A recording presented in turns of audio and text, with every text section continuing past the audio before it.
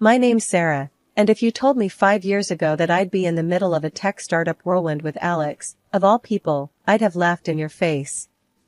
Alex and I met in college, in one of those highfalutin business courses where everyone thinks they're the next big thing.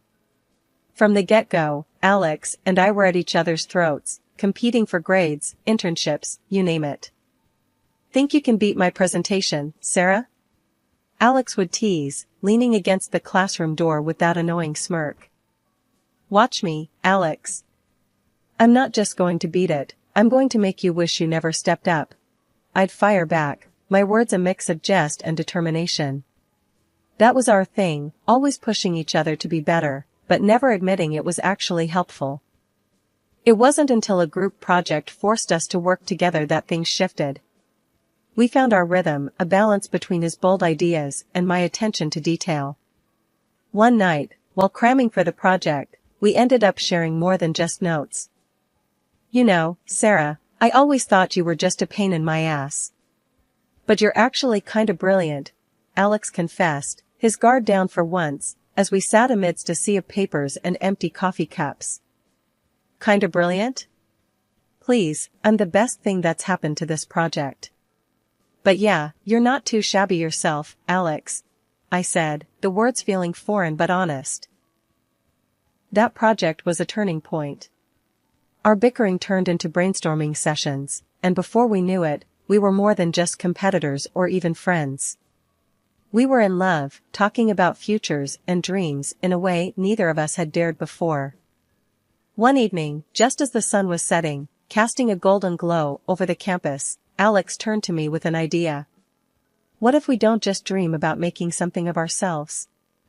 What if we actually do it? Together? You mean, start a company? You and me? I asked, the idea sounding crazy but thrilling. Yeah, why not? We make a good team, Sarah. We could make this work, Alex said, his eyes alight with the kind of passion I'd come to admire. I couldn't help but laugh, the sound echoing in the emptying quad. All right, Mr. Big Shot. But if we're doing this, we're doing it my way. No half-assing it. Deal. But I'm the director, Alex quickly added, that familiar smirk returning. Fine, Mr. Director. But remember, behind every great man is a woman rolling her eyes, I quipped, our laughter mingling with the promises of the future. Fast forward to graduation, and we were married.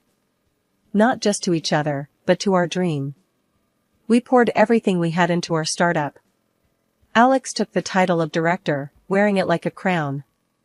Part of me found it endearing, his childlike excitement at being able to call himself a director. I knew the title meant the world to him, not for the power it held, but for the status he thought it brought.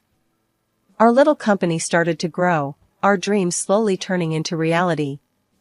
It was hard work, longer hours than either of us could have imagined, but we were doing it. Together. Our little startup was like a newborn, demanding all our time and attention. Alex and I were in it elbow deep, trying to juggle a million things at once.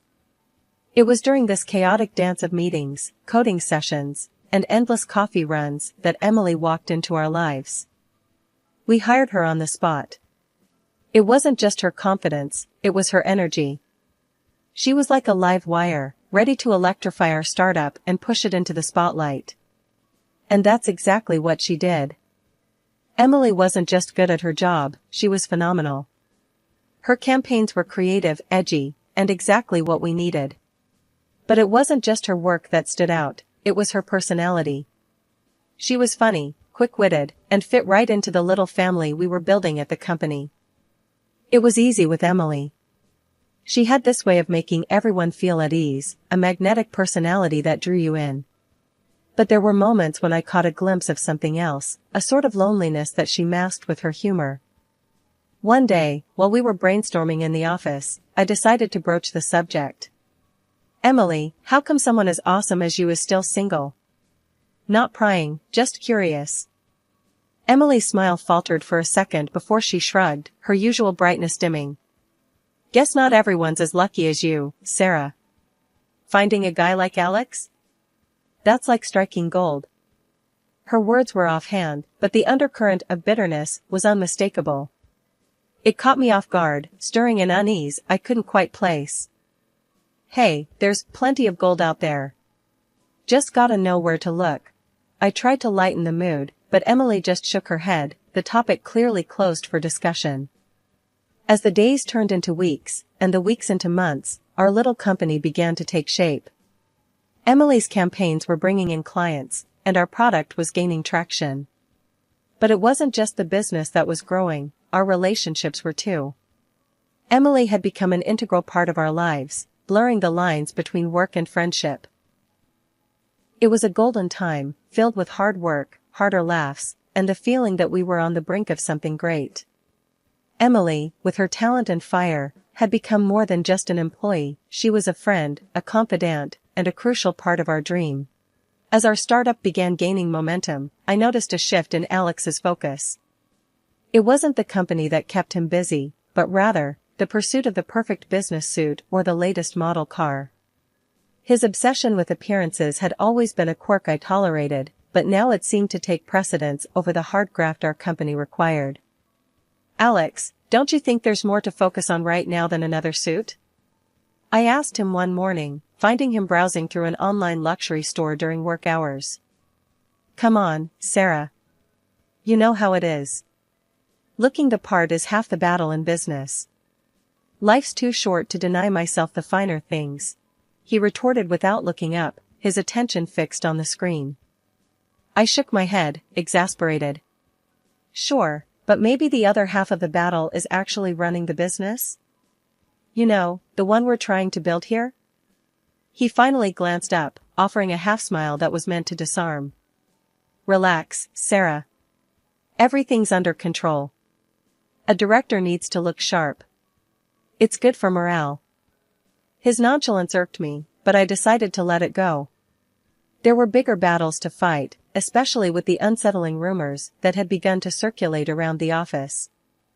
One late evening, I was burning the midnight oil in the office when I decided to take a break and grab some coffee. As I neared the break room, I caught snippets of conversation that made me freeze in my tracks. "Saw Alex and Emily cozying up in the marketing suite yesterday. Didn't look like any work meeting to me," one of our developers muttered, unaware of my presence. "Yeah, there's definitely something going on there. They'd been spending a lot of time together after hours," another chimed in, their tone laced with gossip. I felt a lump form in my throat. My initial instinct was to brush it off as baseless office chatter, but the seed of doubt was planted. With a heavy heart and a mind swirling with questions, I retreated back to my office, the coffee forgotten. The next day, I decided to confront Alex. I needed to hear his side, to clear the air. Finding him in his office, leaning back in his chair with that all-too-familiar smirk, I didn't waste any time. "Alex, we need to talk. There's talk going around about you and Emily." "What's going on?"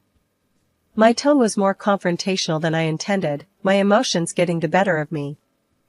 Alex's smirk faded, replaced by a look of confusion. "Talk? What talk?" "Sarah, you know me. Why would I do anything to jeopardize what we have here?" His words were meant to be reassuring, but there was a stiffness to his laughter that didn't sit right with me. "I want to believe you, Alex, but the rumors. They're not just going to go away. People are talking. People always talk, Sarah. It doesn't mean we have to listen. Emily's a crucial part of our team, nothing more. You think I'd risk our dream for a fling?" Alex's voice was firm, his eyes meeting mine in a challenge. I wanted to believe him, to brush off the rumors as just that, rumors. But the nagging doubt lingered, casting a shadow over our conversation. "All right, Alex. I just needed to hear it from you. Let's just focus on the work, okay?" "Always," he replied, but the ease that once defined our interaction seemed strained, tainted by suspicion. In the days that followed, I threw myself into my work, trying to ignore the whispers and the sideways glances. Emily, for her part, seemed oblivious to the rumors, her focus solely on her campaigns. But the atmosphere in the office had changed. What was once a place of camaraderie and innovation now felt like a minefield. I found myself observing Alex and Emily more closely, searching for any sign that the rumors might be true. Their interactions, once thoughtless and friendly, now seemed fraught with hidden meanings. The weeks leading up to the big contract signing were a blur of negotiations, revisions, and, frankly, a fair bit of groveling. The director on the other end was the type who'd make a saint swear. Every meeting, every call, it felt like wading through mud. But the payoff? It was going to be huge. This deal was our ticket to the big leagues, a chance to level up our startup in ways we'd only dreamed of. So, I buckled down, ignored the growing pile of laundry at home, and let takeout containers become my primary diet. Look, I know he's a pain, but if we land this, it's game changer, I told Alex during one of our late-night strategy sessions. Yeah, if he doesn't drive us insane first, Alex replied, his eyes glued to his laptop.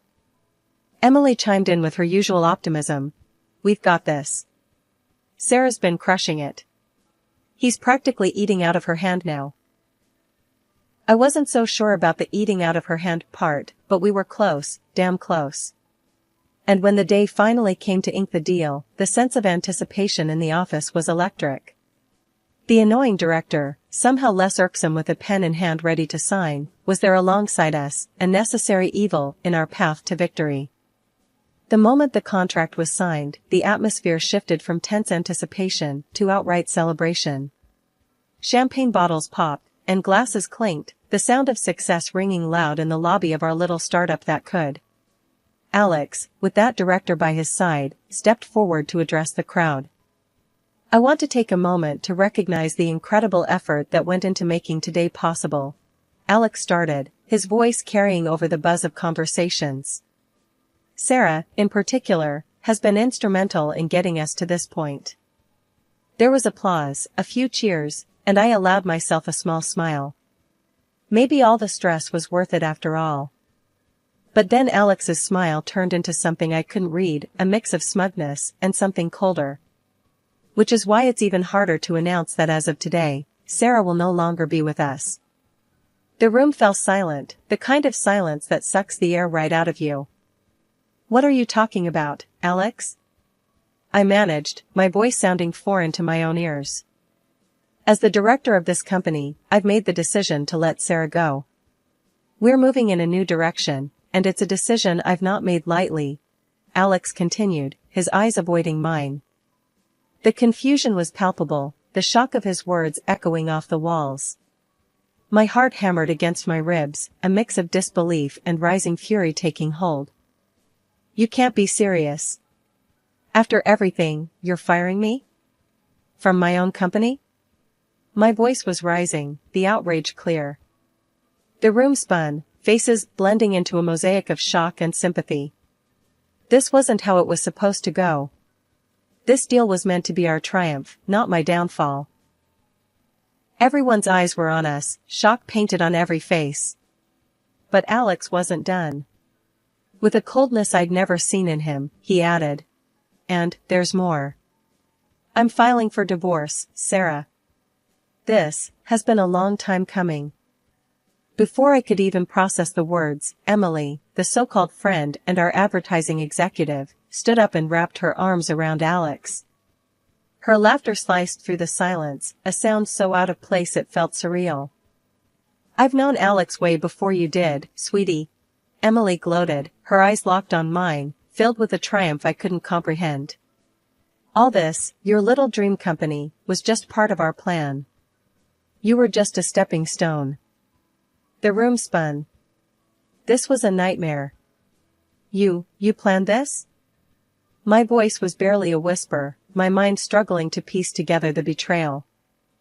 Alex shrugged, a smirk playing on his lips. Business is business, Sarah. We needed you to get the company off the ground, to seal the deal. And now, we're moving on. The betrayal stung, a physical pain in my chest. I stood up, my chair scraping loudly against the floor. The eyes of our employees, once filled with respect and camaraderie, now showed anger and disbelief. I can't believe you, was all I managed to say before turning to leave, my vision blurred by tears. But then, something unexpected happened. One by one, our team stood up. "We're with you, Sarah," Mark, one of our developers, said firmly. "We don't want any part of this betrayal." "Yeah, count us out," another joined in. "We signed up to work with you, not them."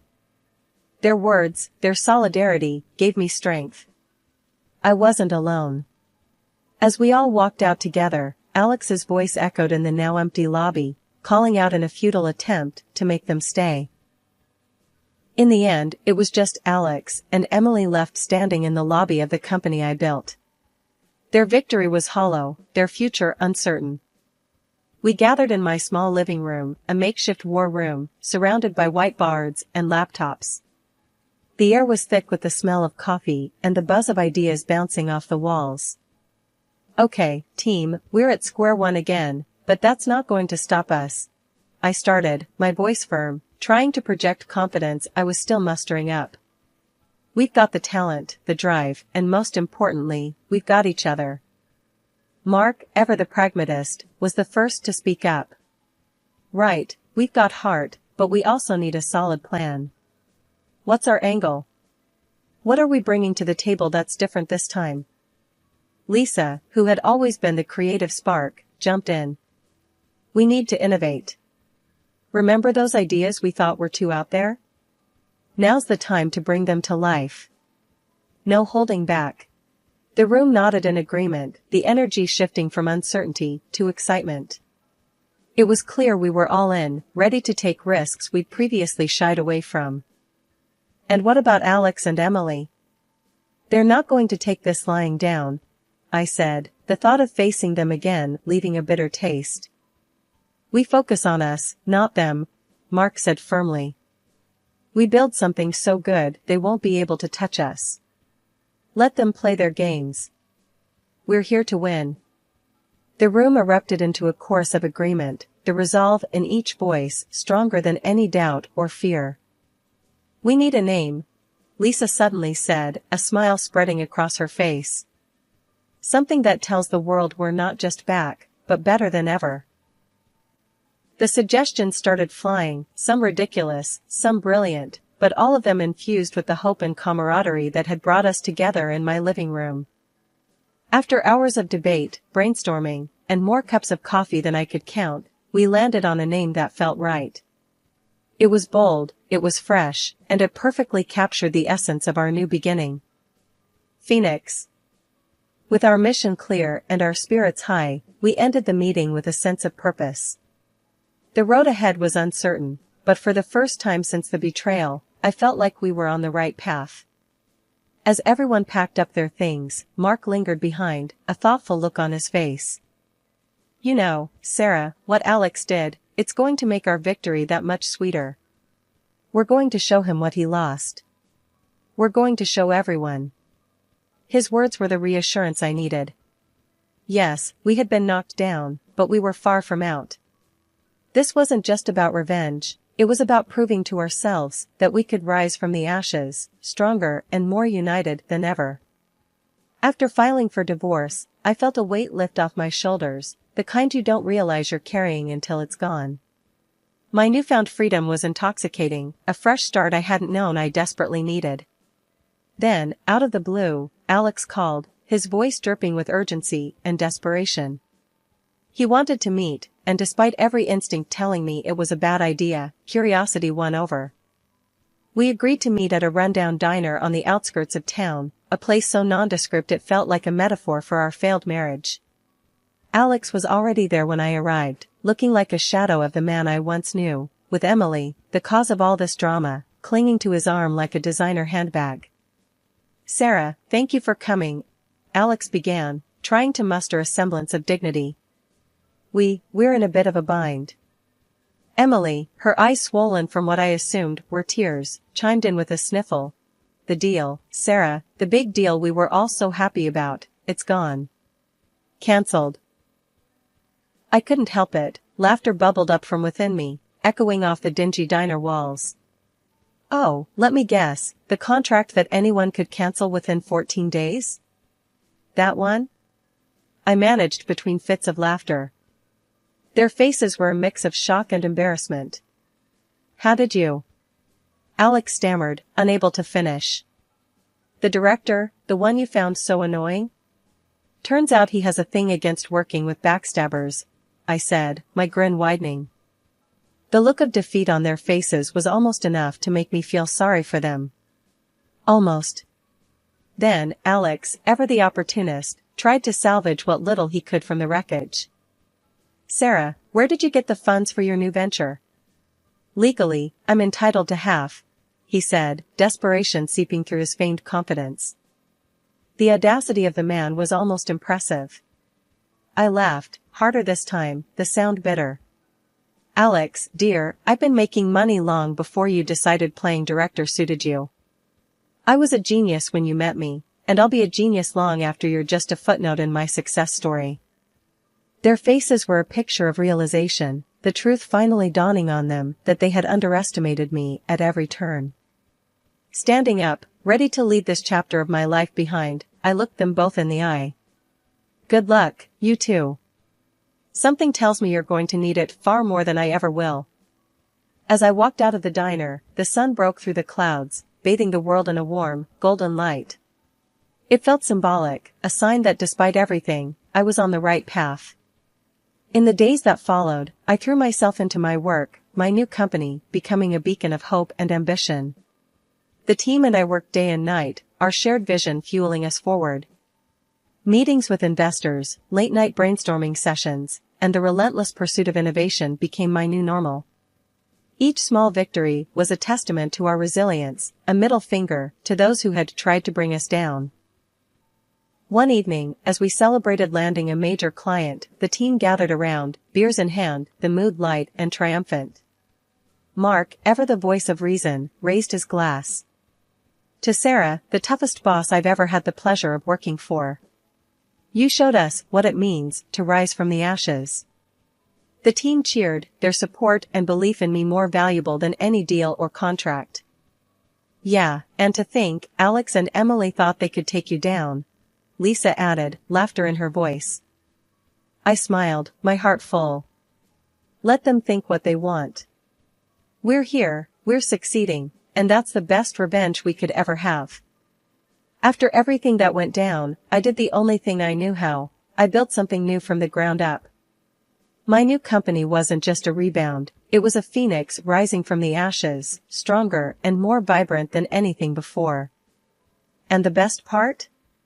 My loyal crew was right there with me, every step of the way. We even managed to lock down a deal with the same partner company that bailed on Alex and Emily, proving that integrity and hard work do pay off. One day, as we were wrapping up a team meeting in our new, buzzing office space, Mark couldn't help but bring up the latest gossip that had been making rounds.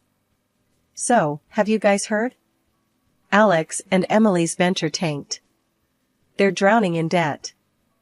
Lisa, always the one to find a silver lining, added with a smirk. Guess they learned the hard way that you can't build something lasting on lies and betrayal. I leaned back in my chair, the corners of my mouth turning up. Well, it's a tough lesson, but it looks like karma doesn't take shortcuts. The room filled with nods and murmurs of agreement. It was true, we'd come out on the other side of adversity, not just surviving, but thriving. All right, team, let's keep our eyes on the prize. We've got a lot to do, and I'm damn proud of what we've achieved. But this is just the beginning, I said, standing up, feeling the energy of the room lift even higher. As the team dispersed back to their desks, filled with a renewed sense of purpose, I couldn't help but reflect on the journey. Starting over wasn't just about proving Alex and Emily wrong, it was about proving to ourselves that we could overcome anything. Later, as I was getting ready to leave for the day, Mark caught up with me by the elevator.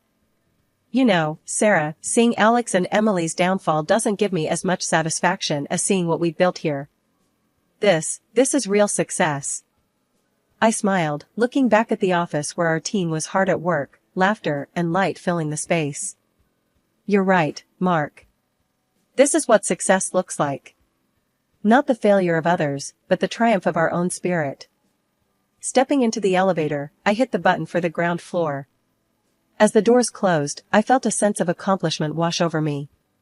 My new company was more than just a business, it was a testament to resilience, to the power of starting over, no matter the odds. And as for Alex and Emily?